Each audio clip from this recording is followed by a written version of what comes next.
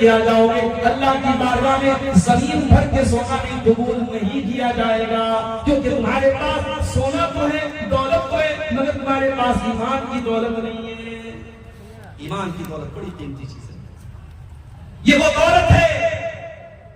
بلال تپتی ریت پہ رہ گیا، سینے پر گرم پتھر رکھا ہے، امیہ بن خلف سینے پر گرم پتھر رکھ کر کے عرب کی تپتی ہوئی صحرا میں ریت پر لٹا کر کے بلال سے کہتا ہے بلال محمد کا دین چھوڑ دے، اسلام چھوڑ دے۔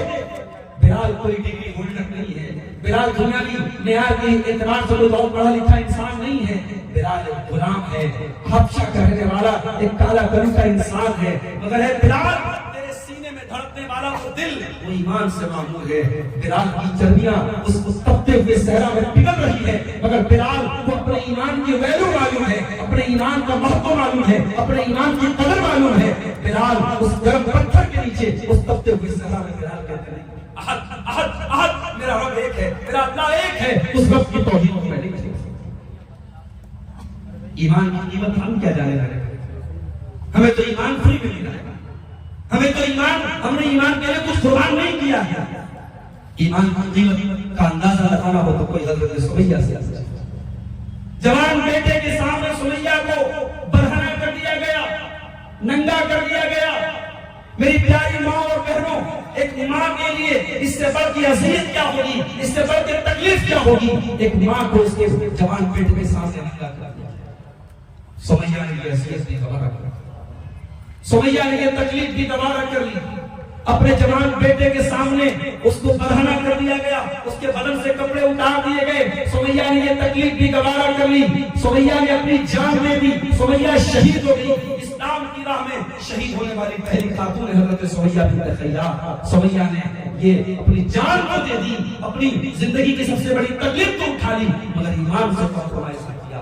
ہائے افسوس، آج ہماری قوم کی بیٹیوں نے ایمان کو اتنا حقیر بنا دیا، اتنا سستا بنا دیا کہ آج کسی غیر مسلم سے محبت کے نام پر اور عشق کے نام پر آج ہزاروں لڑکیاں ہیں جنہوں نے ایمان کا سودا کر لیا، ایمان سے سمجھوتا کر دیا۔ میرے پیارے ساتھیوں، ایمان دنیا کی سب سے قیمتی دولت ہے، اور اگر ایمان کے بغیر کوئی اللہ کی بارگاہ میں جائے گا اس کی کوئی نیکی اللہ تعالیٰ کا قبول نہیں۔ شرک کر کے اگر انسان گیا ہے اس کی کوئی نیکی اللہ کا قبول نہیں۔ اللہ نے فرمایا قرآن کے اندر سورہ مائدہ سورہ انعام کے اندر اللہ تعالیٰ نے 18 نبیوں کا ذکر کیا۔ 18 نبیوں کا ذکر کرنے کے بعد فرمایا وَلَوْ أَشْرَكُوا لَحَبِطَ عَنْهُمْ مَا كَانُوا يَعْمَلُونَ۔ ہمارے 18 پیغمبر بھی اگر شرک کرتے، اگر یہ 18 نبی بھی شرک کرتے، ان کی نیکیاں برباد ہو جاتی، ان کی نیکیاں اللہ کی بارگاہ میں قبول نہ کی جاتی۔ سورہ زمر میں اللہ تعالیٰ نے اپنے آخری نبی سے فرمایا وَلَقَدْ أُوحِيَ إِلَيْكَ وَإِلَى الَّذِينَ مِن قَبْلِكَ لَئِنْ أَشْرَكْتَ لَيَحْبَطَنَّ عَمَلُكَ وَلَتَكُونَنَّ مِنَ الْخَاسِرِينَ۔ اے نبی، آپ کو بھی ہم یہ حکم دے رہے ہیں، آپ کو بھی یہ بتا رہے ہیں، اگر آپ نے بھی شرک کر لیا تو آپ کی تمام نیکیاں برباد ہو جائیں۔ مکہ کے کافر کیا کرتے تھے؟ حاجیوں کو ستو کھلاتے تھے، خانہ کعبہ کی تعمیر کرتے تھے، اپنی نیکیوں پر بڑا گھمنڈ کرتے تھے، صاحب ہم تو حرم کے معمار ہیں، ہم خانہ کعبہ کے پڑوسی ہیں، ہم اللہ کے مہمانوں کی حاجیوں کی بڑی خدمت کرتے ہیں۔ اللہ نے قرآن میں آیت نازل کی ما کان للمشرکین ان یعمروا مساجد اللہ۔ اے مشرکو، تم شرک کی حالت میں اللہ کی مسجدوں کی تعمیر کر رہے ہو، تمہیں اس کا کوئی ثواب ملنے والا نہیں ہے۔ انما یعمر مساجد اللہ من کان یؤمن باللہ۔ اللہ کی مسجدوں کو وہی لوگ آباد کرتے ہیں، وہی لوگ تعمیر کرتے ہیں جن کے اندر ایمان ہوتا ہے۔ ایمان والا اگر مسجد تعمیر کرے گا تب ثواب ملے گا، مشرک اگر مسجد کی تعمیر کرتا ہے کوئی ثواب نہیں ملے گا۔ مشرک کی کسی نیکی کا اللہ کو کوئی ثواب ملنے والا، اللہ کے یہاں کوئی ثواب ملنے والا نہیں ہے۔ تو یہ پہلی چیز ہے جس سے ہمیں اپنے آپ کو اللہ کا فضل و کرم ہے۔ شیر صاحبانی برادری الحمدللہ مجموعی اعتبار سے کتاب و سنت پر چلنے والی، توحید کے راستے پر چلنے والی قوم ہے، مگر جہالت کی وجہ سے کہیں کہیں ہماری برادری میں بھی اس شیرشابادی برادری میں بھی کہیں کہیں شرک کی شکلیں آ رہی ہیں عورتوں کے اندر، مردوں کے اندر کہیں کہیں شرک کی بو آ رہی ہے. جہاں تعلیم کی کمی ہے، جہاں قرآن و سنت کی تعلیم کی کمی ہے، جہاں جہالت ہے، وہاں یہ چیزیں آ رہی ہیں. اپنے آپ کو توحید کے ساتھ ہمیشہ قائم رکھو. اپنی اولاد کی بھی فکر کرو. اگر آپ کسی گاؤں میں ہیں، اگر وہاں آس پاس اگر توحید پر چلنے والے لوگ نہیں ہیں، آپ اپنے دامن کو بچا لیں گے. آپ کی آنے والی نسلیں ہو سکتا ہے ماحول سے متاثر ہو جائیں. اس لیے ایسے ماحول میں رہنے کی کوشش کرو جہاں توحید پر چلنے والے لوگ. ماحول کا بھی بڑا اثر پڑتا ہے. اپنی آنے والی نسلوں کی بھی فکر کرنی چاہیے. کوئی یہ نہ سوچے کہ صاحب ہم بڑے پکے قرآن سنت پر چلنے والے ہیں، ہمارا عقیدہ بڑا مضبوط ہے، ہماری توحید بڑی مضبوط ہے، ہمیں کوئی نہیں بگاڑ سکتا. اپنی اولاد کی بھی فکر کیا کرو. حضرت ابراہیم علیہ السلام اللہ کی بارگاہ میں دعا کر کر کہتے ہیں وَجُنُبْنِي وَبَنِيَّ أَن نَّعْبُدَ الْأَصْنَامَ. اے اللہ تو مجھے اور میری اولاد کو شرک سے بچانا، بت پرستی سے بچانا. اے اللہ کہیں میری اولاد بت پرستی میں نہ پڑ جائے. اگر ابراہیم خلیل اللہ جیسا پیغمبر اگر یہ دعا کر رہا ہے میرے پیارے ساتھیوں، تو ہمیں اور آپ کو تو یقیناً یہ دعا کرنی چاہیے اور اپنے آپ کو اور اپنے بچوں کو ہمیشہ شرک سے بچانے کی کوشش کرنی چاہیے اور اپنی اولاد کو اپنے بیوی بچوں کو ہمیشہ اس آگ سے دور رکھنا چاہیے. اور آگے نیکیوں کو برباد کرنے والی دوسری چیز ریاکاری، دکھاوا. آپ نے نیکی کی، نیکی کرنے کے بعد آپ کا مقصد کیا ہے، آپ کا ٹارگٹ کیا ہے؟ پبلک کو خوش کرنا ہے، عوام کو خوش کرنا ہے، دنیا والوں کو راضی کرنا ہے یا اللہ کو راضی کرنا ہے؟ اگر آپ کا مقصد لوگوں کو راضی کرنا ہے، بڑی سے بڑی نیکی کر لیں آپ، بڑی سے بڑی عبادت کر لیں آپ. اگر آپ کے مقصد میں اللہ کو راضی کرنے کے بجائے لوگوں کو راضی کرنا ہے، میرے پیارے ساتھیوں، وہ عبادت ہمارے منہ کے اوپر مار دی جائے گی. اسلام میں کلمہ پڑھنے کے بعد اور توحید کا اقرار کرنے کے بعد سب سے بڑی عبادت نماز ہے. مگر قرآن کہتا ہے، اللہ فرماتا ہے فَوَيْلٌ لِّلْمُصَلِّينَ الَّذِينَ هُمْ عَن صَلَاتِهِمْ سَاهُونَ الَّذِينَ هُمْ يُرَاءُونَ وَيَمْنَعُونَ الْمَاعُونَ. اے نبی آپ یہ پیغام سنا دیجئے، بربادی ہے، جہنم ہے، ویل ہے ان نماز پڑھنے والوں کے لیے جو نماز کی اہمیت سے واقف ہیں، جو نماز کو پڑھتے ہیں مگر ریاکاری کرتے ہیں، دکھاوا کرتے ہیں. نیکی کا مقصد دکھاوا نہیں ہونا. اگر آپ دان دے رہے ہیں، چندہ دے رہے ہیں، اگر مقصد یہ ہے اللہ راضی ہو تو بہت اچھی بات ہے. اگر مقصد یہ ہے کہ لوگوں کو پتہ چلے اور لوگ ہم سے راضی ہو جائیں، تو میرے بھائیوں آپ کا چندہ خطرے میں ہے، آپ کا دان خطرے میں. یا ایھا الذین آمنوا لا تبطلوا صدقاتکم بالمن والأذى كالذی ينفق مالہ رئاء الناس ولا یؤمن باللہ والیوم الآخر. اے ایمان والو، جب تم صدقہ خیرات دیا کرو تو احسان جتا کر کے نہ دیا کرو، سامنے والے کو تکلیف دے کر کے نہ دیا کرو. اے ایمان والو، ان لوگوں کی طرح نہ ہو جانا جو ریاکاری کر کے چندہ دیتے ہیں، جو ریاکاری کر کے صدقہ خیرات کرتے ہیں. ان کی مثال کیا ہے؟ فرمایا فَمَثَلُهُ كَمَثَلِ صَفْوَانٍ عَلَيْهِ تُرَابٌ فَأَصَابَهُ وَابِلٌ فَتَرَكَهُ صَلْدًا. ان کی مثال اس چٹان کی طرح ہے.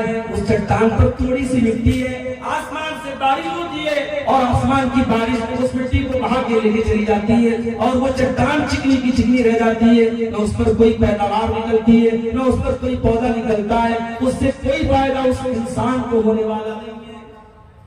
جس طریقے سے چٹان کے اوپر بارش ہوتی ہے اور ساری مٹی بہہ جاتی ہے، ریاکاری کی ہلکی سی بوچھار میرے پیارے ساتھیوں ہماری نیکیوں کو برباد کرتی ہے. اسی لیے اللہ کے نبی نے اپنی امت کو خبردار کیا. آپ نے فرمایا مسند احمد کی صحیح روایت ہے، ان اخوف ما اخاف علیکم الشرک الاصغر. اے میرے صحابہ، اے میری امت کے لوگوں، مجھے سب سے زیادہ اگر ڈر ہے کسی بات کا تو اس بات کا ڈر ہے کہیں تم ریاکاری میں، کہیں تم شرک اصغر میں، تم چھوٹے والے شرک میں پڑ جاؤ. صحابہ نے کہا اللہ کے نبی شرک اصغر کیا ہے؟ آپ نے فرمایا ریاکاری، دکھاوا، ریاکاری، شو آف کرنا، یہ سب سے یہ چھوٹا والا شرک ہے اور یہ سب سے زیادہ اس کا خطرہ مجھے اپنی امت میں ہے. اور آپ نے آگے یہ بھی فرمایا کہ جو لوگ ریاکاری کرتے ہیں، جو دوسروں کو دکھانے کے لیے نیک عمل کرتے ہیں، جب قیامت کے دن اللہ کے پاس جائیں گے، اللہ تعالیٰ کہے گا جاؤ جس کے دکھانے کے لیے تم نے یہ نیک عمل کیا تھا، جاؤ اس سے ثواب لے لو، میرے پاس تمہارے لیے کوئی ثواب نہیں۔ اخلاص پیدا کرو میرے۔ تاریخ گواہ ہے اخلاص پر جس کام کی بنیاد رکھی گئی اللہ نے بڑی برکت دی۔ کتنے مدرسے ہیں، کتنے ادارے ہیں، ان کی تاریخ اٹھاؤ، کسی چھوٹے سے کمرے سے، کسی پیڑ سے، کسی جھاڑی سے اس ادارے کی شروعات ہوئی اور آج ہزاروں ایکڑ میں اور ایک لمبے چوڑے جو ہے رقبے پر مشتمل ہے وہ ادارہ، آج اتنی برکت اس ادارے میں ہوئی۔ آپ تاریخ اٹھا کے دیکھیں، اس کے جو بانی ہیں، اس کے جو مؤسسین ہیں، اس کے جو فاؤنڈرز ہیں، ان کے اخلاص کی برکت تھی کہ آج ان کا ادارہ دن دنیا چوک کرتی۔ جس کام کی بنیاد اخلاص پر ہوگی اللہ اس کا برکت کرے۔ مگر آج افسوس کی بات کی سوشل میڈیا کا دور ہے، سوشل میڈیا کا دور ہے، ہر چیز میں گلیمر ہے، ہر چیز میں چمک دمک ہے۔ اب انسان نیکی بھی کرتا ہے تو کیمرے کے سامنے کرتا ہے۔ کیمرے کے سامنے بعض لوگوں کو دیکھا حج کرنے گئے تو صاحب کو کھانے کعبہ کا گلاس پکڑ کے رو رہے ہیں اور بالکل بہترین کیمرہ ان کے ایک ایک رونے کو، ان کے ایک آنسو کو کور کر رہا ہے۔ اب نہ حج بچا، نہ عمرہ بچا، نہ تہجد بچی، نہ انسان کا رونا بچا، اب تو کیمرہ سب ریکارڈ کرتا ہے۔ یہ وہ دور ہے میرے، اس لیے اپنی نیکیوں کی حفاظت کرنا ہے تو ریاکاری سے بچو، اخلاص اپنے اندر پیدا کرو۔ قرآن کریم کا 30واں پارہ اٹھائیے، اللہ فرماتا ہے وَيُطْعِمُونَ الطَّعَامَ عَلَى حُبِّهِ مِسْكِينًا وَيَتِيمًا وَأَسِيرًا۔ اللہ کے نیک بندے غریبوں کو کھانا کھلاتے ہیں، یتیموں کو کھانا کھلاتے ہیں، قیدیوں کو کھانا کھلاتے ہیں، اور جب وہ غریبوں کو کھانا کھلاتے ہیں تو فوٹو نہیں لیتے ہیں، ویڈیو نہیں بناتے، پرچار نہیں کرتے، اخبار میں نہیں ڈالتے، بلکہ صاف صاف کہتے ہیں انما نطعمکم لوجہ اللہ لا نرید منکم جزاء ولا شکورا۔ ہم تو تمہیں اللہ کو راضی کرنے کے لیے کھانا کھلا رہے ہیں، ہمیں تم سے کوئی شکریہ نہیں چاہیے، ہمیں تم سے کوئی بدلہ نہیں چاہیے۔ انا نخاف من ربنا یوما عبوسا قمطریرا۔ ہمیں تو قیامت کے دن کا ڈر ہے، ہمیں تو اللہ کے عذاب کا ڈر ہے، اس لیے ہم تم کو کھانا کھلا رہے ہیں۔ تو نیکی کی بنیاد اخلاص پر ہونی چاہیے۔ ریاکاری اگر ہے تو ہماری نیکیوں کے بہت بڑا خطرہ ہے۔ اللہ کے رسول کے ایک نواسے کے بیٹے تھے حضرت علی بن حسین، آپ کے نواسے حضرت حسین کے بیٹے تھے، جو حضرت حسین کربلا میں شہید ہوئے تھے، ان کے بیٹے تھے علی بن حسین۔ ان کا جب انتقال ہوا تو علامہ ابن کثیر نے نقل کیا ہے کہ ان کی پیٹھ پر بورے کے موٹے موٹے نشانات تھے۔ تو جب ان کو غسل دیا جانے لگا تو غسل دینے والے حیران رہ گئے کہ یہ کوئی مزدوری کا کام نہیں کرتے تھے، کوئی محنت اور جفاکشی کا کام نہیں کرتے تھے، ان کی پیٹھ پر یہ بورے کے موٹے موٹے نشان کیوں پڑے؟ تو اس مدینہ کے کچھ غریب پریواروں نے کہا کہ آج ہمیں پتہ چل رہا ہے کہ یہ حضرت علی بن حسین کی پیٹھ پر یہ نشانات کیسے ہیں۔ کہا مہینے کی پہلی تاریخ آتی تھی، ہر مہینے کی پہلی تاریخ کو ہمارے گھر کے دروازے پر کوئی اللہ کا بندہ مہینے بھر کے راشن کو ایک بوری میں بھر کر کے لاد کر کے ہمارے گھر میں لا کے رکھ دیا کرتا تھا۔ صبح ہوتی تھی ہمیں مہینے بھر کا راشن لے جایا کرتا تھا، ہمیں معلوم نہیں وہ راشن لانے والا کون تھا، وہ اپنے کندھے پر وہ راشن کی بوری لاد کر کے لانے والا کون تھا۔ آج علی بن حسین کے انتقال کے بعد ان کی پیٹھ پر پائے جانے والے بورے کے نشانات یہ بتا رہے ہیں وہ اللہ کا بندہ، وہ راتوں میں چھپ کر کے غریبوں کے گھر میں اناج پہنچانے والا وہ اللہ کا بندہ کوئی اور نہیں تھا، وہ نبی کے نواسے کا بیٹا تھا، وہ نبی کے اہل بیت کا فرد تھا، وہ علی بن حسین۔ یہ اللہ والے اور آج بھی دنیا میں ایسے لوگ ہیں۔ سردیوں کے موسم میں کچھ اللہ کے بندے ایسے بھی ہیں، اپنی کار سے نکلتے ہیں کمبل لے کر کے، غریبوں کے محلے میں جاتے ہیں، کوئی فٹ پاتھ پر لیٹا ہے سردی میں ٹھٹر رہا ہے، کوئی ریلوے اسٹیشن پر کوئی بس اسٹاپ پر لیٹا ہوا ہے، دھیرے سے گئے اس کو کمبل اڑا دیا، غریب کو راحت مل گئی۔ غریب کو نہیں معلوم ہمیں کمبل اڑانے والا کون ہے، اس امیر کو نہیں معلوم کہ ہم نے کمبل کس کو اڑایا، کوئی کیمرہ نہیں، کوئی کوریج نہیں، کوئی شو آف نہیں۔ یہ وہ نیکی ہے جو اندھیرے میں کی گئی، جو اللہ کو راضی کرنے کے لیے کی گئی۔ ایسی نیکیاں اللہ کو پسند آتی ہیں۔ تو ریاکاری یہ بہت بڑا خطرہ ہے ہماری نیکی میں۔ اور آگے بڑھیے. تیسری چیز نیکیوں کو برباد کر دینے والی, نیکیوں کو نشٹ کر دینے والی تیسری چیز بدعت. اگر انسان بدعت کر رہا ہے, اگر دین کے نام پر کوئی ایسا کام کر رہا ہے جو دین کے اندر ثابت نہیں ہے, جو نبی نے نہیں کیا, جو صحابہ نے نہیں کیا, بہت بڑے بڑے کام کر رہا ہے, لاکھوں روپے خرچ کر رہا ہے, لیکن وہ کام نبی نے نہیں کیا, وہ کام صحابہ نے نہیں کیا, اس کی بنیاد کتاب و سنت کے اندر نہیں ہے, اس کو بدعت کہتے ہیں. اور اللہ کے نبی فرماتے ہیں من احدث فی امرنا ھذا ما لیس منہ فہو رد. جس نے ہمارے دین کے اندر کوئی ایسا کام نکالا جو جس کام کا ہم نے حکم نہیں دیا تھا, جس کے اوپر ہمارا سگنیچر نہیں ہے, جس کے اوپر ہماری اتھارٹی نہیں ہے, جس کو ہم نے اتھورائز نہیں کیا ہے, وہ کام مردود ہے. اس کام کے کرنے والے کو ثواب نہیں عذاب ملے گا. امام مالک سے ایک آدمی نے مسئلہ پوچھا, امام صاحب میں عمرہ کرنا چاہتا ہوں, میں احرام کہاں سے باندھوں؟ مدینہ کی بات ہے. امام مالک نے کہا کہ ایک کام کرو, تم ذوالحلیفہ سے احرام باندھو جہاں سے اللہ کے نبی نے احرام باندھا. مدینہ سے کچھ کلومیٹر کی دوری پر ایک جگہ ہے ذوالحلیفہ, موجودہ وقت میں اس کا نام ابیار علی ہے. اور آج بھی جو لوگ مدینہ سے عمرہ کرنے جاتے ہیں تو وہیں پر باقاعدہ ایک مسجد بنی ہے اور وہیں پہ احرام وغیرہ باندھ کر لوگ وہاں سے آتے ہیں. اللہ کے پیارے نبی صلی اللہ علیہ وسلم نے وہیں سے احرام باندھا. امام مالک نے کہا کہ تمہیں احرام باندھنا ہے, مدینہ سے جا رہے ہو تو وہیں سے ذوالحلیفہ سے تم احرام باندھو. اس آدمی نے کہا میں کچھ نیا کرنا چاہتا ہوں. امام صاحب میں چاہتا ہوں کہ میں اللہ کے رسول کی قبر کے پاس سے احرام باندھوں. امام مالک کا جواب سنیے گا میرے بھائی. امام مالک نے کہا انی اخاف علیک فتنۃ, اے میرے بھائی مجھے ڈر ہے کہیں تو کسی فتنے میں نہ پڑ جائے. کہ امام صاحب کیسی بات کر رہے ہیں؟ انما ازید علی ذلک امیال, آپ کہہ رہے ہیں کہ میں ذوالحلیفہ سے احرام باندھوں اور میں کہہ رہا ہوں کہ میں نبی کی مسجد سے اور نبی کی قبر سے احرام باندھوں. امام صاحب میں کون سا گناہ کرنے جا رہا ہوں؟ میرے تو کچھ کلومیٹر بڑھ رہے ہیں, کچھ میل بڑھ رہے ہیں. ظاہر ہے اگر ایک انسان مدینہ سے احرام باندھ کے جاتا ہے اور ایک انسان مدینہ سے کچھ کلومیٹر 20-30 کلومیٹر کی دوری سے احرام باندھتا ہے, تو جو مدینہ سے احرام باندھ کے جا رہا ہے اس کے کلومیٹر بڑھ گئے, تو اس نے کہا کہ امام صاحب میرے کلومیٹر تو بڑھ گئے, مجھے تو اور زیادہ ثواب ملنا چاہیے. امام مالک نے جواب دیا نہیں میرے بھائی, تجھے زیادہ ثواب تو نہیں ملے گا. ہاں اس بات کا ڈر ہے کہ کہیں تو فتنے میں نہ پڑ جائے, اس لیے کہ جب اللہ کے نبی نے ذوالحلیفہ سے احرام باندھا اور اللہ کے نبی کو یہ نہیں سمجھ میں آیا کہ میں اپنی مسجد سے احرام باندھوں, تو وہ کون سا نیکی کا کام ہے جو تیرے نبی کو سمجھ میں نہیں آیا اور تجھ کو سمجھ میں آ گیا. اس کے بعد امام مالک نے سورہ نور کی آیت پڑھی فَلْيَحْذَرِ الَّذِينَ يُخَالِفُونَ عَنْ أَمْرِهِ أَن تُصِيبَهُمْ فِتْنَةٌ. جو لوگ اللہ کے رسول کے حکم کی خلاف ورزی کرتے ہیں, ڈر ہے اس بات کا کہ کہیں ان کے اوپر کوئی فتنہ نہ آ جائے, کوئی پریشانی نہ آ جائے, کوئی عذاب نہ آ جائے. بدعت بڑی خطرناک چیز ہے. جہاں بدعت آتی ہے, علماء نے لکھا ہے, محدثین نے لکھا ہے, جب بدعت آتی ہے تو وہاں کوئی نہ کوئی سنت ختم ہوتا ہے.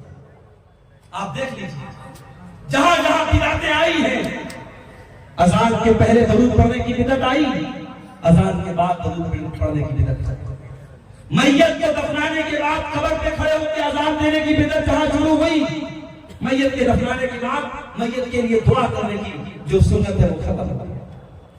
نماز کے بعد, فرض نماز کے بعد اجتماعی دعا کرنے کی بدعت جہاں آئی, فرض نماز کے بعد جو اللہ کے پیارے نبی اذکار پڑھتے تھے, جو دعائیں پڑھتے تھے, ان کو چھوڑنے کی, ان کو سنت کو چھوڑ دیا گیا. جہاں بدعت آ رہی ہے وہاں کوئی نہ کوئی سنت جاتا ہے.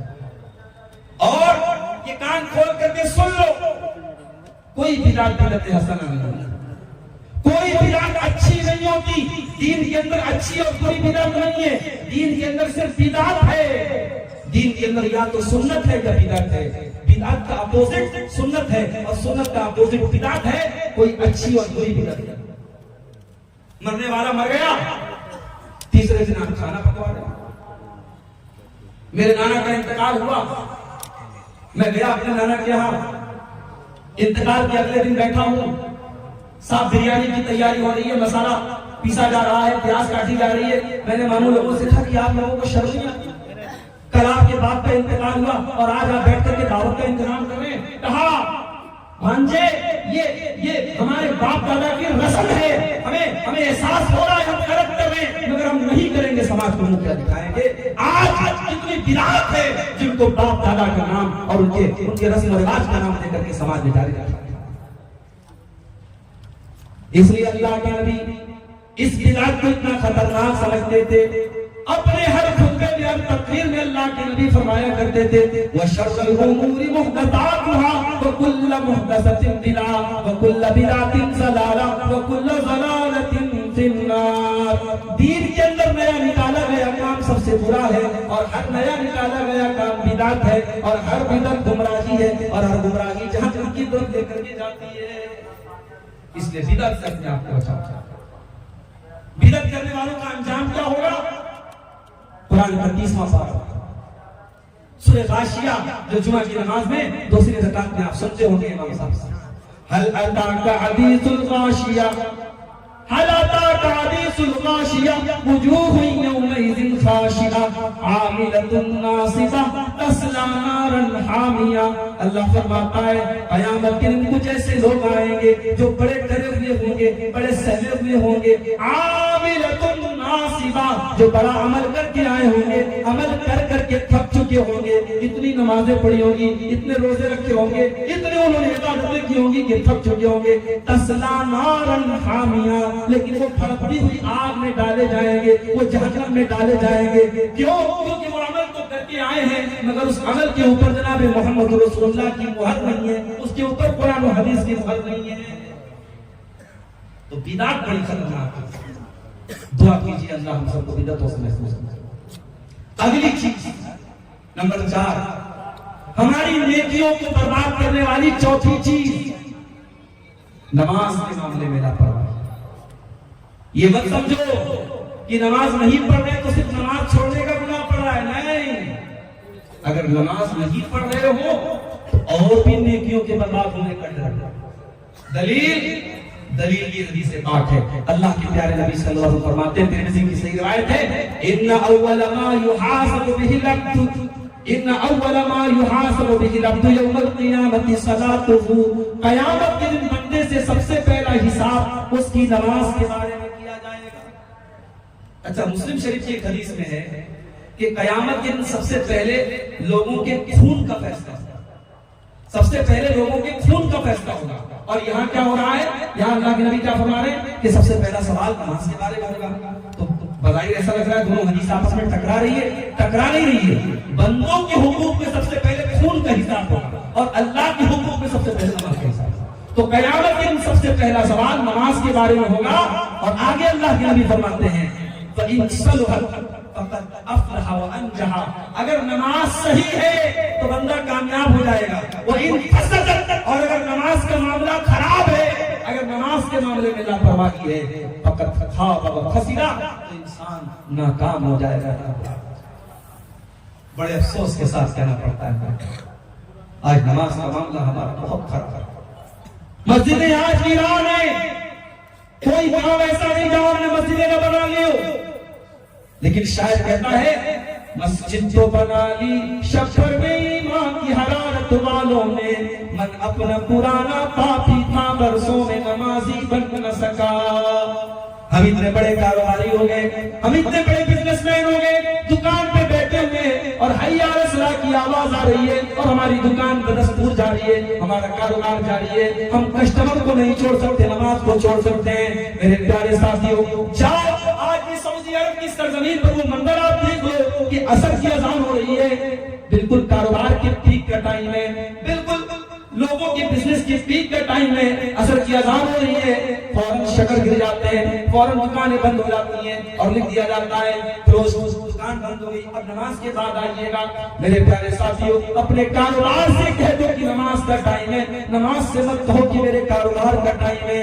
اللہ فرماتا ہے حقیقت میں مرد کہلانے کے لائق وہ ہے, رجال لا تلہیہم تجارۃ ولا بیع عن ذکر ذکر اللہ و اقام الصلاۃ، حقیقت کے مرد کہلانے کے لائق وہ لوگ ہیں جن کا کاروبار ان کو نماز سے غافل نہیں کرتا، جن کی تجارت ان کو نماز سے غافل نہیں کرتی۔ اگر مرد ہو، اگر حقیقت میں مرد بننا چاہتے ہو تو میرے بھائیوں قرآن کے مطابق مرد وہ ہے جس کا کاروبار اس کو نماز سے غافل نہیں کرتا۔ کاروبار کرو، اللہ اور برکت دے۔ حاجی پور کا علاقہ پورے کٹیہار میں بڑا مشہور علاقہ ہے کہ یہ مسلمانوں کی اور خاص طور سے شیخ سبادی برادری کا ایک مضبوط گڑھ ہے، مضبوط علاقہ ہے، ماشاءاللہ خوشحال رہے، اللہ آپ کے کاروبار میں مزید برکتیں دے۔ لیکن میرے بھائیوں آپ یہ قرآن کی آیت ہمیشہ اس کو اپنی تھیم بنا لو، اس کو اپنے زندگی کا ایک حصہ بنا لو۔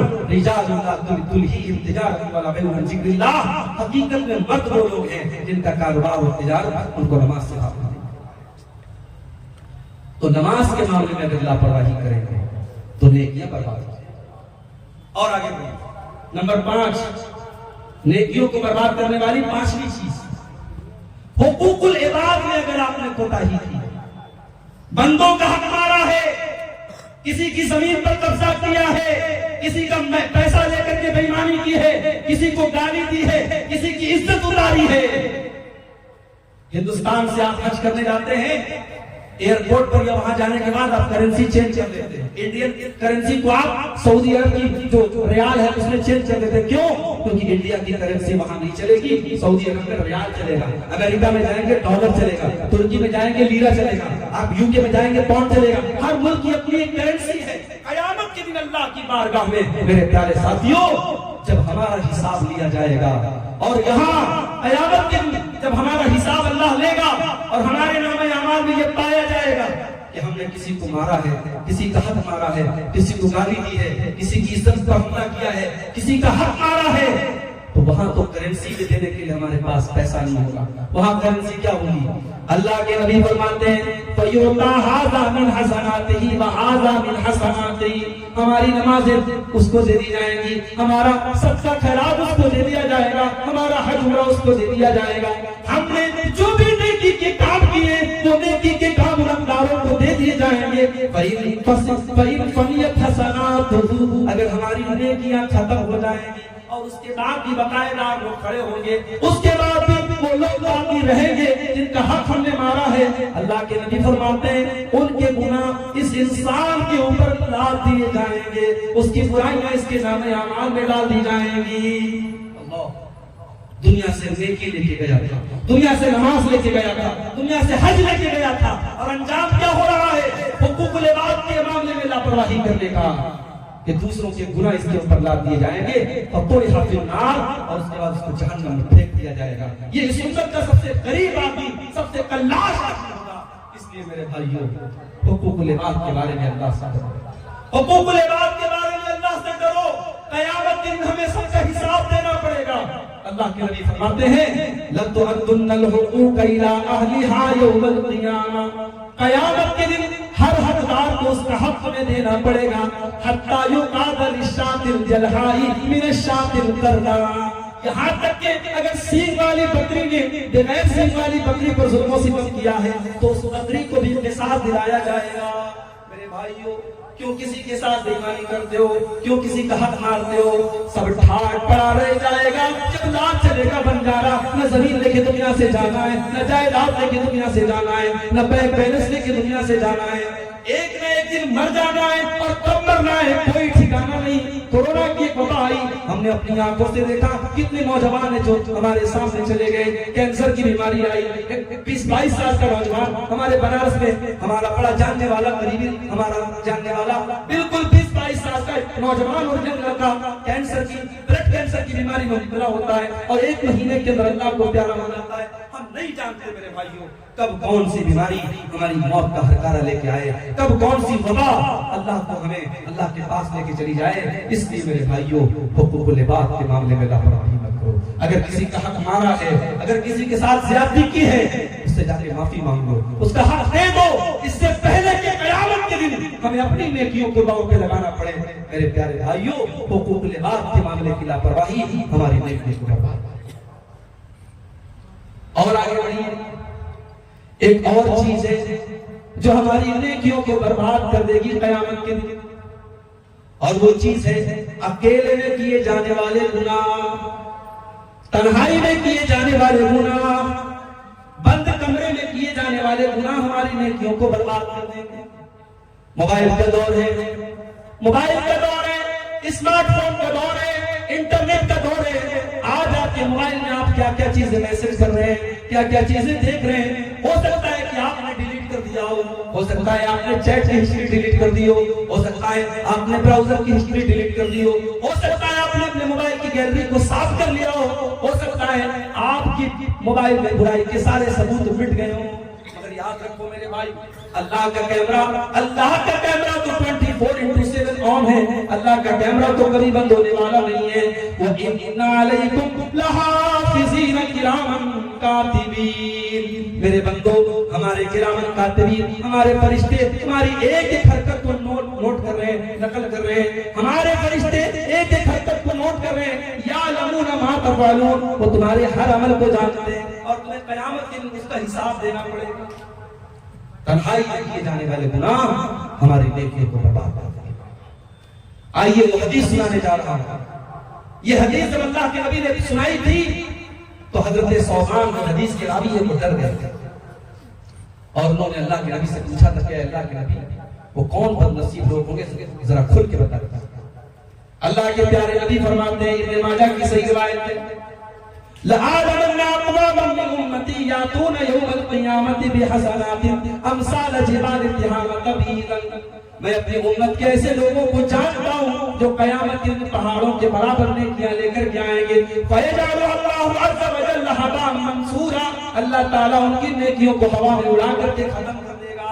حضرت صفوان نے کہا صفہم لنا وجلہم لنا یا رسول اللہ، اللہ نکون منہم، اے اللہ کے نبی تھوڑا کلیئر کر کے بتا دیجئے، تھوڑا کھول کر کے بتا دیجئے تاکہ ہم ان بد نصیبوں میں سے نہ ہو جائیں۔ آپ نے فرمایا اے ثوبان، وہ تمہارے بھائی ہوں گے، وہ تمہاری نسل سے ہوں گے، وہ بھی مسلمان ہوں گے، وہ تمہاری طرح نماز پڑھیں گے، وہ تمہاری طرح عبادت کریں گے، وَلَكِنَّهُمْ إِذَا خَلَوْا بِمَحَارِمِ اللَّهِ انتهكوها، بس ایک بات کا فرق ہوگا کہ جب وہ تنہائی میں ہوں گے، جب وہ اکیلے میں ہوں گے تو وہاں وہ ناجائز کام کریں گے، وہاں وہ حرام کام کریں گے، ان کی تنہائی گناہوں سے بھری ہوگی۔ اور آج موبائل نے جو کام بڑا آسان کر دیا ہے، یہ موبائل نے یہ کام بڑا آسان کر دیا ہے۔ رات کا ٹائم ہے، بند کمرہ ہے، آپ ہیں اور آپ کا موبائل ہے اور انٹرنیٹ ہے، کون سی طاقت ہے جو آپ کو گندگیوں سے روک سکتی ہے؟ کون سی طاقت ہے جو آپ کو برائیوں سے روک سکتی ہے؟ بس ایک ہی طاقت ہے، اللہ کا ڈر۔ اسی لیے اللہ تعالیٰ سورہ مائدہ میں فرماتا ہے اپنے نبی کے صحابہ سے، یا ایھا الذین آمنوا لیبلونکم اللہ بشیء من الصید تنالہ ایدیکم ورماحکم، اے میرے نبی کے صحابہ، جب تم احرام کی حالت میں جاتے ہو اور حالت احرام میں تمہیں شکار کرنے سے منع کر دیا گیا ہے، اے میرے نبی کے صحابہ، جب تم حالت احرام میں سفر کے لیے نکلتے ہو، تمہارے سامنے سے جنگل کے جانور جا رہے ہیں، شکار کے جانور جا رہے ہیں، جن کا شکار کرنے کی تمہیں عادت ہے، جن کا شکار کر کے تم اپنا روزی روٹی چلاتے ہو، لیکن آج احرام کی حالت میں تم شکار نہیں کر سکتے ہو، اے میرے نبی کے صحابہ، اللہ تعالیٰ نے تم کو منع کیا ہے، تم احرام کی حالت میں شکار نہیں کر سکتے، حالانکہ تمہاری آنکھوں کے سامنے سے وہ جانور گزر رہے ہیں۔ یہ امتحان کیوں لے رہے ہیں ہم؟ لِيَعْلَمَ اللَّهُ مَن يَخَافُهُ بِالْغَيْبِ، اللہ تعالیٰ یہ دیکھنا چاہتا ہے کہ کون اللہ سے ڈرنے والا ہے، کون بغیر دیکھے اللہ سے ڈرتا ہے، کون ہے جو بغیر دیکھے اللہ سے ڈرتا ہے۔ اللہ امتحان لینا چاہتا ہے۔ آج موبائل بھی ہمارے امتحان کا سامان ہے۔ بڑی اچھی چیز بھی ہے، پہلے علماء چلتے تھے سفر میں کتابیں لے کے چلتے تھے، نوٹس لے کے چلتے تھے۔ میں خود تقریباً 700-800 میرے پاس تقریروں کے نوٹس ہیں، میرے الماری کا ایک میرا پورشن بھرا ہوا ہے، وہ نوٹس جو ہے لفافے میں بھر کے میں نے رکھے، مگر آج موبائل اب جو بھی نوٹس ہیں سب موبائل میں بن رہے ہیں، جو ٹائپ کرنا ہے، جو سرچ کرنا ہے، آج موبائل سے الحمدللہ پوری تقریر کا میٹیریل آپ کو تیار مل جائے۔ حدیث کو سرچ کرنا ہے، کوئی حدیث آپ کو تلاش کرنا ہے، پہلے کے علماء بڑی محنت کرنی پڑتی تھی، 7-8 جلدوں میں کتاب ہے، کون سی جلد میں ہے، کہاں ہے، پوری 7-8 جلدیں وہ پوری کھنال لیتے تھے۔ آج تو بڑا سمپل ہے، آپ کے پاس شاملہ کا ایپ ہے، آپ کے پاس مکتبۃ الحدیث ہے، آپ کے پاس الفاظ القرآنی ہے، جو بھی ایپ ہے قرآن و حدیث کی سرچ کرنے والے، آپ حدیث کا ایک ٹکڑا ڈال دیجئے، پوری حدیث آپ کے سامنے آ جائے گی۔ حدیث صحیح ہے، ضعیف ہے، حدیث کا نمبر کیا ہے، سب کچھ آپ کے سامنے آ جائے گا۔ آج موبائل میں یہ سہولت تو بہرحال ہے، دین کا کام کرنے کے لیے بہت ساری سہولتیں دی ہیں اس موبائل میں، مگر موبائل نے ہمارے تقویٰ کا امتحان بھی لیا ہے۔ میرے پیارے ساتھیوں، موبائل کا صحیح استعمال کیجئے، انشاءاللہ یہ موبائل آپ کے حق میں خیر ثابت ہوگا، اور اگر غلط استعمال کریں گے یہ موبائل ہماری نیکیوں کو برباد کر دے گا۔ اللہ کے نبی فرماتے ہیں تنہائی میں کیے جانے والے گناہ انسان کی نیکیوں کو برباد کر دے گا۔ اور آگے ایک اور چیز ہے جو ہماری نیکیوں کو برباد کر سکتی ہے، اور وہ کیا ہے؟ بیوی اگر اپنے شوہر کا حق ادا نہیں کر رہی، بیوی بڑی نمازی ہے، رات میں تہجد پڑھ رہی ہے، جمعہ کی نماز میں ایک دم پہلی صف میں جا کے عورتوں والے حصے میں بیٹھتی ہے، تقریر میں ایک دم آگے آگے رہتی ہے، مگر شوہر کی خدمت نہیں کرتی، شوہر کی بات نہیں مانتی، اس کی نیکیاں خطرے میں ہے، اس کی نیکیاں برباد ہو گئی۔ اللہ کے نبی فرماتے ہیں ثلاثۃ لا يقبل اللہ صلاتهم، تین لوگ ایسے جن کی نماز اللہ تعالیٰ قبول نہیں کرتا ہے، ولا تصعد الى السماء، ان کی نماز آسمان کے اوپر نہیں جاتی ہے، ولا تجاوز رؤوسهم، ان کی نماز ان کے سر کے اوپر بھی نہیں جاتی ہے۔ نمبر ایک، رجل اما قوما وهم له كارهون، وہ انسان جو لوگوں کی امامت کر رہا ہے جبکہ لوگ اس کو ناپسند کر رہے ہیں، لوگ اس کو امام بنانا نہیں چاہتے، زبردستی وہ لوگوں کا امام بنا ہوا ہے، ایسا انسان کو بد نصیب ہے، اس کی نماز اللہ قبول نہیں کرے گا۔ نمبر دو، وَرَجُلٌ صَلَّى عَلَى جَنَازَةٍ وَلَمْ يُؤْمَرْ، وہ انسان جس نے کسی کے جنازے کی نماز پڑھائی جبکہ لوگوں نے اس کو حکم نہیں دیا ہے، وہ بغیر حکم کے اور بغیر مشورے کے جنازے کی نماز پڑھا رہا ہے۔ اور نمبر تین، وَامْرَأَةٌ دعاها زوجها الى فراشه، اور وہ عورت جس کا شوہر اپنی ضرورت پوری کرنے کے لیے اسے بلا رہا ہے اور وہ بغیر کسی مجبوری کے اپنے شوہر کی بات نہیں مان رہی ہے، اس عورت کی نماز بھی اللہ تعالیٰ قبول نہیں کرے گا۔ بہت خطرناک معاملہ۔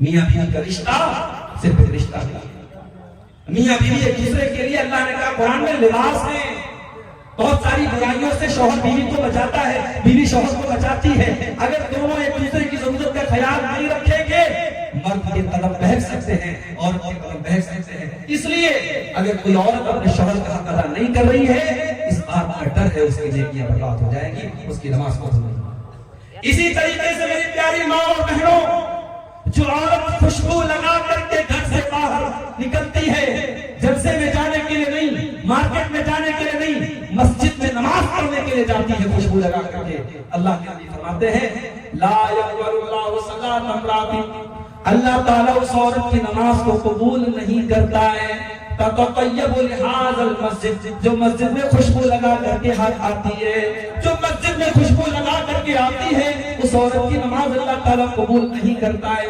حتی ترجع، جب تک کہ وہ عورت واپس نہ چلی جائے، وتغسل غسل الجنابہ، اور وہ غسل نہ کر لے جو جنابت میں کیا جاتا ہے، جو ناپاکی کے عالم میں کیا جاتا ہے، جب تک وہ ایسا غسل نہ کر لے اور اپنے بدن سے خوشبو کا اثر ختم نہ کر لے، تب تک اس عورت کی نماز قبول نہیں۔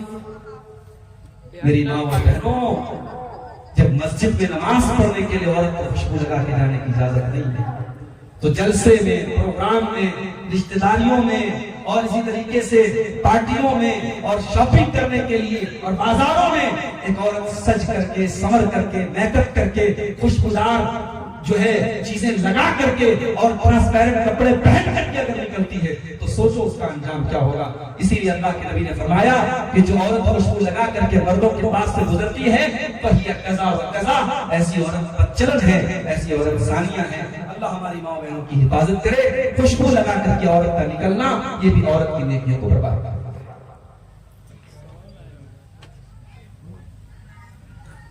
کیا بیوہ عورتوں کو زینت کرنا چاہیے؟ جیسا کہ پہلے سے سونے کے زیورات بنتے چلے آ رہے ہیں، پہنتے چلے آ رہی ہے، اور شوہر کا انتقال ہو جاتا ہے تو کیا پہنے ہوئے زیورات اپنے جسم سے اتار دے گی؟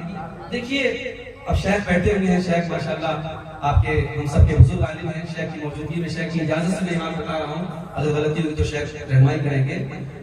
اس عمل کو بیوہ عورت جو عدت گزارتی ہے، اس عمل کو شریعت میں احداث کہا ہے۔ احداث کا مطلب ہوتا ہے زینت نہ کرنا، تو عورت اس 4 مہینہ 10 دن کے پیریڈ میں زینت نہیں کرے گی۔ اب اس میں جو زینت وہ آلریڈی کرتی ہے وہ بھی شامل ہے، اور جو ڈیلی کے روٹین میں شامل ہے، خوشبو لگانا اور سجنا سنورنا، کاجل لگانا، میک اپ کرنا، زیورات پہننا، یہ ساری چیزیں اس میں شامل ہیں. تو عورت ایک دم سمپل طریقے سے رہے گی.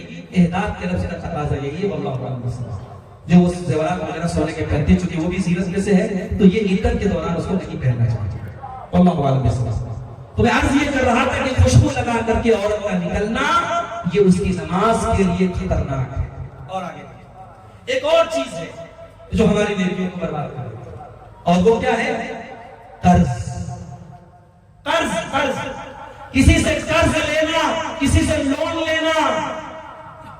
بھئی قرض تو ہماری ضرورت ہے نا، قرض تو ہم لیتے ہیں دنیا میں، مگر اللہ کے نبی قرض سے پناہ مانگتے. اللہ کے رسول نماز میں دعا کرتے تھے، اللہم انی اعوذ بک من المعصم والمغرم. اے اللہ میں تیری پناہ چاہتا ہوں گناہوں سے اور قرض سے. جب انسان قرض لیتا ہے تو جھوٹ بولتا ہے، وعدہ خلافی کرتا ہے، زبان کا پکا نہیں ہوتا. قرض انسان بہت مجبوری میں لیتا ہے، لے سکتا ہے، حرام نہیں ہے، مگر زندگی میں اگر قرض لیا ہے تو اس کو چکا کے جاؤ. اللہ کے نبی فرماتے ہیں یغفر للشہید، جو اللہ کے راستے میں شہید ہو جائے اس کے سارے گناہ معاف ہو جائیں گے، الا الدین، مگر قرض معاف نہیں ہوگا. اللہ کے راہ میں شہید ہو گیا، جان چلی گئی اس کی، سارے گناہ معاف ہو گئے، مگر قرضہ معاف نہیں ہوگا، قرضہ دینا پڑے گا اس کے وارث سے. یہاں باپ کا انتقال ہوتا ہے تو بیٹے بیٹھ کر کے بٹوانہ کرتے ہیں، ابا کی زمین اور کھیت اور ماں کے زیورات کس کو ملے گے. بھائی صاحب کسی کے مرنے کے بعد شریعت کہتی ہے پہلا کام کیا کرنا ہے؟ اس کے کفن دفن کا انتظام اس کے ترکے میں سے کرنا ہے.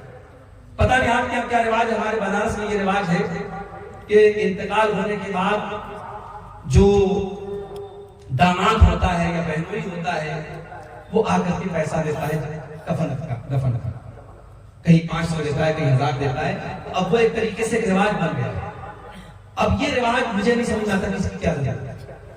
بھائی اگر میت کے وارثین میں سے ظاہر ہے کہ میت کا جو بہنوئی ہے یا اس کا سمدھی ہے وہ تو وارث بھی نہیں ہے. جو میت کا وارث ہے، بیٹا ہے، باپ اگر زندہ ہے تو باپ ہے، ماں زندہ ہے تو ماں ہے، جو وارث ہو رہے ہیں اگر وہ اپنی خوشی سے میت کے جنازے میں تعاون کرنے الگ بات ہے، ورنہ پہلا حق کیا ہے کہ میت کے ترکے میں سے ہم کفن دفن کرتے ہیں. دوسرا کام کفن دفن کرنے کے بعد میت کے قرضے کی ادائیگی. قرضہ یہاں سب سے لاسٹ میں ادا ہوتا ہے. پہلے بٹوارا ہوتا ہے، اس کے بعد ہاں ابا کے اوپر قرضہ کرتا ہے. پہلے پتا کرو قرضہ کرنا تھا، پہلے قرضے کو ادا کیا جائے گا. اس کے بعد نمبر 3، میت نے اگر وصیت کی ہے مدرسے میں اتنا دے دیا جائے، کمپلیکس میں اتنا دے دیا جائے، مسجد میں اتنا دے دیا جائے، تو 1/3 1/3 سے زیادہ ہم وصیت کے نہیں دیں گے. اگر ابا نے زیادہ وصیت کی تب بھی ہم 1/3 تک دیں گے، اس سے زیادہ نہیں دیں گے. مان لو اگر میت 3 لاکھ روپیہ چھوڑ کے گیا ہے تو 1 لاکھ روپیہ اس وصیت کی جگہ پہ خرچ کیا جا سکتا ہے. اب اس کے بعد جو اماؤنٹ باقی بچا، جو جائیداد باقی بچی، اس میں میت کو ہم اس کے طریقے پر تقسیم کریں. یہ ہے شریعت کا طریقہ. آج کیا ہوتا ہے، لوگ قرضہ لیتے ہیں اور اس قرضے کو لکھتے نہیں ہیں. آپ کو ایک نکتے کی بات بتاؤں، قرآن کی سب سے لمبی آیت آیت دین ہے، سب سے لمبی آیت. اور اس آیت دین کا خلاصہ یہ ہے کہ جب بھی قرضہ کا لین دین کرو تو نوٹ کر وہ لکھ لو.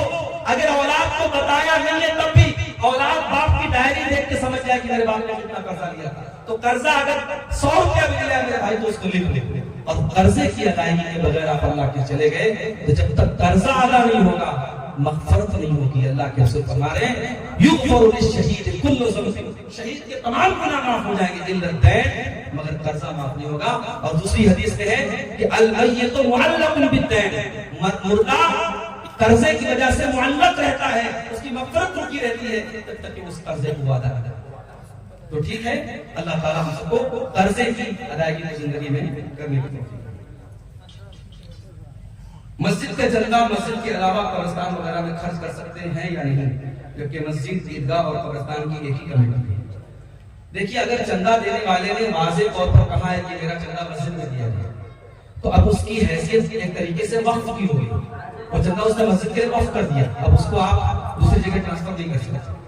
جو شریعت کا مسئلہ یہی ہے کہ اگر مسجد کے لیے اس نے دیا ہے تو مسجد میں خرچ کرے. کمیٹی ایک تو الگ بات ہے, کمیٹی ایک ہونے سے وہ فنڈ ایک نہیں ہو جائے گا. اس لیے کہیں کہیں جو رسید ہوتی ہے رسید پر وضاحت ہوتی ہے کہ کس مد میں دیا جائے گا. اگر قبرستان, مسجد اور مدرسہ تینوں کی ایک کمیٹی ہے تب بھی رسید پر اس بات کی وضاحت ہونی چاہیے کہ یہ چندہ کہاں دیا جا رہا ہے. مسجد کے لیے تو مسجد میں ہی دینا چاہیے.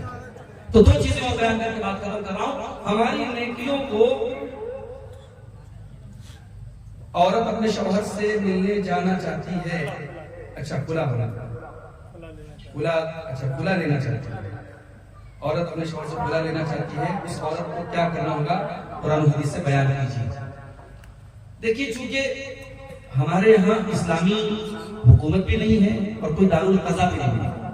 اگر کسی علاقے میں دارالقضا کا سسٹم ہے جہاں باقاعدہ علماء کی کمیٹی ہے اور وہ خلا اور طلاق کے مسئلے کو ہینڈل کرتے ہیں قرآن و سنت کی روشنی میں, تو اچھی بات ہے.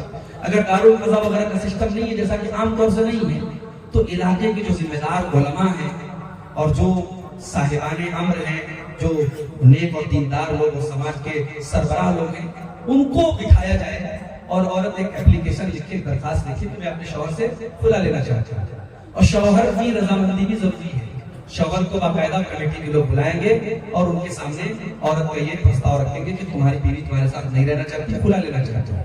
اس کے بعد اگر شوہر کہتا ہے کہ ٹھیک ہے, اگر میری عورت کھلا لینا چاہتی ہے تو ٹھیک ہے, وہ لے لے کھلا, میں نہیں رکھوں گا اس کو.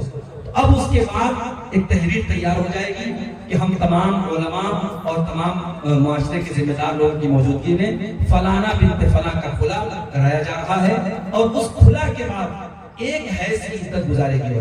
ایک بار اس کو پیریڈ آئے گا, پھر جب وہ پاک ہو جائے گی اس کے بعد وہ کہیں اور نکاح کر سکتی ہے. یہی خلا کا مسئلہ ہے. واللہ اعلم بالصواب. تو نیکیوں کو برباد کرنے والی دو چیزیں اور بیان کرنے والی. شرابی آدمی جو شراب پیتا ہے اس کی نیکیاں بھی خطرے میں. شراب پینے کا جو گناہ ہے وہ ہے شرابی کی نماز قبول نہیں ہوتی.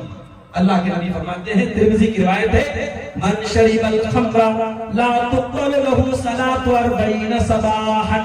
جو انسان شراب پیتا ہے اس کی 40 دن تک کی نمازیں قبول نہیں ہوتی ہیں. فَإِن تَابَ تَابَ اللَّهُ عَلَيْهِ. اگر وہ توبہ کر لے تو اللہ اس کی توبہ قبول کر لے گا. اگر توبہ نہیں کرے گا تو 40 دن تک کی اس کی نماز خطرے میں رہے گی. ایک بار شراب پی, اب سوچو جو روز شراب پی رہا ہے وہ کتنا بد نصیب ہے, اس کی کتنی نمازیں خطرے میں ہے. وہ شراب پیتا رہے اور نماز پڑھتا رہے, کوئی مطلب نہیں ہے اس کی نماز کا. اس لیے میرے بھائیوں, اگر کوئی بھی مسلمان شراب جیسی گندی چیز کا شکار ہے, اللہ سے سچی توبہ کر لے. اللہ سے جتنی جلدی ممکن ہو توبہ کر لے. شراب وہ گندی چیز ہے جس کے بارے میں اللہ کے نبی فرماتے ہیں, حضرت عثمان غنی فرماتے ہیں, ان الخمر ام الخبائث. شراب برائیوں کی جڑ ہے. تو شراب یہ انسان کی نیکیوں کو برباد کر دیتی ہے. آخری چیز حسد اور کینہ. اگر انسان کے دل میں حسد ہے, کینہ کپٹ ہے, تو کان کھول کر کے سن لے, اس کی نماز, اس کا روزہ, اس کی عبادت اللہ کے قبول نہیں. ثبوت چاہتے ہیں؟ دو ثبوت آپ کو دے رہا ہوں. پہلی حدیث مسند احمد کے اندر موجود ہے. اللہ کے نبی فرماتے ہیں, ایاکم والحسد فإن الحسد تأکل الحسنات کما تأکل النار الحطب. جس طریقے سے آگ لکڑی کو کھا جاتی ہے اسی طریقے سے حسد انسان کی نیکیوں کو کھا جاتا ہے. اس لیے اے میری امت کے لوگوں, تم حسد سے بچا کرو. حسد مت کیا. کوئی پیسہ کما رہا ہے اپنے مقدر سے, کوئی نام کما رہا ہے اپنے مقدر سے کما رہا ہے, کسی کو شہرت مل رہی ہے اپنی محنت سے مل رہی ہے. تم محنت کرو, تم اسٹرگل کرو, تم ایفرٹ کرو, تم کوشش کرو. کسی کا بچہ قرآن کا حافظ ہے, کسی کا بچہ عالم ہے, کوئی پیسہ کما رہا ہے, بھائی تم بھی اپنے بچے کو حافظ بناؤ, تم بھی اپنے بچے کو عالم بناؤ, تم بھی پیسہ کمانے کے لیے محنت کرو. اس کے مقدر کی روزی تم کو نہیں ملے گی, تمہارے مقدر کی روزی اس کو نہیں ملے گی. حسد. اور یہ حسد اتنی خطرناک چیز ہے. اللہ کے پیارے نبی فرماتے ہیں, ہر سوموار کے دن اور ہر جمعرات کے دن اللہ رب العالمین مومن کو بخش دیتے ہیں. جنت کے دروازے کھول دیے جاتے ہیں اور مومن کو بخش دیا جاتا ہے. اسی لیے اللہ کے پیارے نبی ہر سوموار کو اور جمعرات کو روزہ رکھا کرتے ہیں. ابھی پرسوں میں پاکڑ گیا, کل جمعہ سے کل میں پاکڑ گیا تھا. تو پاکڑ میں ہماری جماعت کے بڑے مستند عالم ہیں مولانا فیضی صاحب, اللہ فیضی صاحب, وہ بتانے لگے کہ سعودی عرب میں جو علماء ہیں سوموار کے دن عام طور سے آپ کو جو علماء ہیں وہ روزے کی حالت ہے، عام ہے سعودی عرب میں، حالانکہ بڑی دولت ہے، بڑی آسائش ہے، مگر اللہ کے رسول کی سنتوں کے معاملے میں بہت سینسٹیو ہے۔ ہر جمعرات کو اور ہر سوموار کو جو اللہ کے رسول روزہ رکھتے تھے، آج سعودی عرب کے جتنے علماء آپ کو ملیں گے 95% علماء وہ آپ کو ملیں گے کہ اس روزے کا اہتمام کرتے ہیں۔ ہمارے یہاں یہ نہیں ہوتا ہے، ہمارے اسلام میں بڑی لاپرواہی ہے۔ تو سوموار اور جمعرات کے دن اللہ کے نبی فرماتے ہیں جنت کے دروازے کھول دیے جاتے ہیں اور اللہ اپنے ہر اس بندے کی مغفرت کر دیتا ہے، لا یشرک باللہ، جو اللہ کے ساتھ شرک نہ کرے۔ اگر توحید پر ہے بندہ اللہ مغفرت کر دیتا ہے سوموار کے دن اور جمعرات کے دن۔ لیکن دو لوگوں کو اللہ چھوڑ دیتا ہے، دو لوگوں کی بخشش نہیں ہوتی۔ کون دو لوگ؟ جن کے دل میں ایک دوسرے کے لیے کینہ ہو، جن کے دل میں ایک دوسرے کے لیے دشمنی ہو، حسد ہو، جلن ہو۔ اللہ فرشتوں سے کہتا ہے انذروا هذین حتی یصطلحا، انذروا هذین حتی یصطلحا۔ اے فرشتوں نظر رکھو ان دونوں کو، اگر یہ دونوں صلح کر لیتے ہیں، کینہ کپٹ دور کر لیتے ہیں تو ان کی بھی مغفرت ہو جائے گی، ان کی بھی بخشش ہو جائے گی، اور اگر یہ آپس کا کینہ کپٹ دور نہیں کرتے ہیں تو ان کو پینڈنگ میں رکھو، ان کی مغفرت نہیں ہوگی۔ اتنی خطرناک چیز ہے کینہ اور کپٹ۔ میرے بھائیوں، دنیا ہے، کسی سے کوئی مسئلہ ہو سکتا ہے، کسی سے کوئی دشمنی کی بات ہو سکتی ہے، انسانی فطرت ہے، مگر دل میں حسد اور کینہ مت رکھو، دل کو صاف رکھو۔